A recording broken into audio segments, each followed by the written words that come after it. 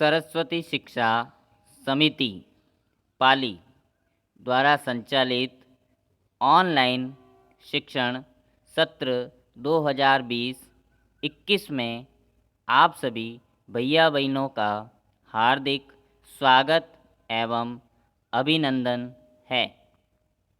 कक्षा अष्टमी, विषय हिंदी, अध्याय 3, बस की यात्रा।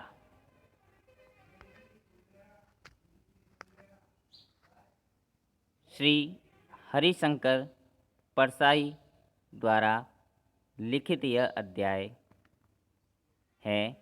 इसमें यातायात की दुर्व्यवस्था पर गहरा कटाक्ष किया गया है। भाग 1। हम 5 मित्रों ने तय किया कि शाम 4 बजे की बस से चलें।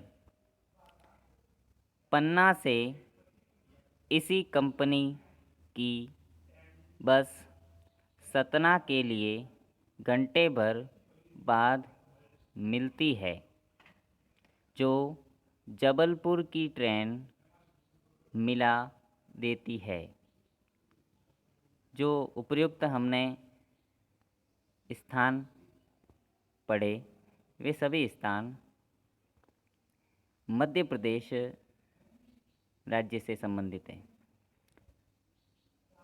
सुबह घर पहुंच जाएंगे। हम में से 2 को सुबह काम पर हाजिर होना था, इसीलिए वापसी का यही रास्ता अपनाना जरूरी था। लोगों ने सलाह दी कि समझदार आदमी इस शाम वाली बस से सफ़र यानी यात्रा नहीं करते। क्या रास्ते में डाकू मिलते हैं? नहीं, बस डाकिन है। अरे भाई, शाम को सफ़र क्यों नहीं करना? क्या कोई लुटेरे, डाकू इत्यादि मिल जाते हैं जो हमें लूट लेंगे, या फिर ये बस ही डाकिन की तरह व्यवहार करती है, जो हमें किसी दुर्घटना में कहीं क्षतिग्रस्त नहीं कर देवे? तो क्यों नहीं सफ़र करना? बस को देखा तो श्रद्धा उमड़ पड़ी। ऐसा प्रतीत हो रहा था कि बस की हालत बड़ी गंभीर है। खूब वयोवृद्ध थी। बिल्कुल पुरानी स्थिति में वह बस दिख रही थी। सदियों के अनुभव के निशान लिए हुए थी। लोग इसलिए इससे सफ़र नहीं करना चाहते कि वृद्धावस्था में, बिल्कुल वृद्धावस्था से तात्पर्य बुढ़ापा होता है, लेकिन यहाँ शाब्दिक अर्थ है बिल्कुल पुरानी बस, जिसको कई वर्ष हो चुके थे, लेकिन फिर भी उसी बस को कंपनी के जो भी हिस्सेदार थे, वे उसी बस से अपना काम चला रहे थे, बिना यात्रियों की परवाह किए हुए। वृद्धावस्था में इसे कष्ट होगा। यह बस पूजा के योग्य थी। उस पर सवार कैसे हुआ जा सकता है? घर में कोई वृद्ध व्यक्ति होता है तो हम सब उसको पूजनीय मानते हैं, उसे आदर देते हैं। तो बस की भी यही स्थिति थी।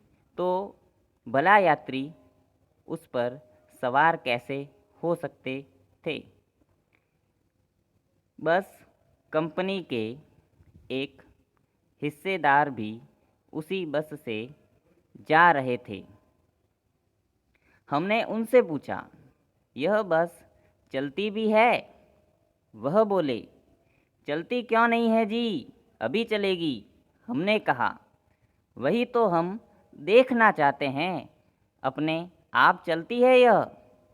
हाँ जी, और कैसे चलेगी? गजब हो गया, ऐसी बस अपने आप चलती है। हम आगा पीछा करने लगे, आगे पीछे होने लगे। डॉक्टर मित्र ने कहा, डरो मत, चलो, बस अनुभवी है, बहुत पुरानी है, इसने कई मीलों का सफ़र तय किया है, कई यात्रियों को अपने गंतव्य स्थान तक पहुंचाया है, यह बस अनुभवी है।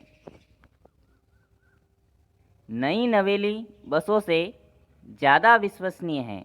अरे हम इस पर भरोसा कर सकते हैं। नई बसें तो आजकल धोखा भी दे देती है, लेकिन इसे तो बहुत पुराना अनुभव है। हमें बेटों की तरह प्यार से गोद में लेकर चलेगी। हम बैठ गए। जो छोड़ने आए थे वे इस तरह देख रहे थे जैसे अंतिम विदा दे रहे हैं, क्योंकि इस बस का कोई भरोसा नहीं था कि कब कहाँ पर धोखा दे जाए। उनकी आंखें कह रही थी, आना जाना तो लगा ही रहता है, आया है सो जाएगा, राजा रंक फ़कीर। आदमी को कूच करने के लिए एक निमित्त चाहिए, कोई न कोई साधन चाहिए उसको अपने गंतव्य स्थान तक पहुंचने के लिए। इंजन सचमुच स्टार्ट हो गया, शुरू हो गया, ऐसा जैसे सारी बस ही इंजन है और हम इंजन के भीतर बैठे हैं। पूरी बस कंपन करने लगी। कांच बहुत कम बचे थे, जो बचे थे उनसे हमें बचना था।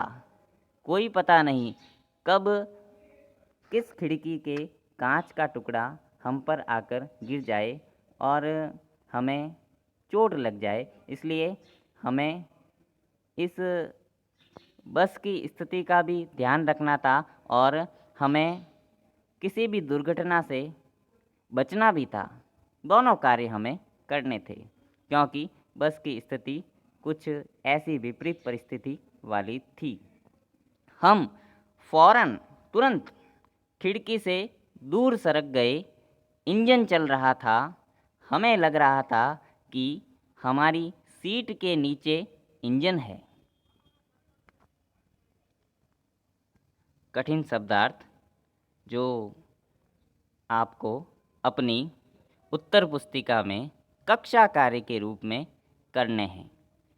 वृद्धावस्था, बुढ़ापा, स्टार्ट, शुरू होना, वयोवृद्ध, पुरानी, रंक, गरीब, फौरन, तुरंत, फ़कीर, भिखारी।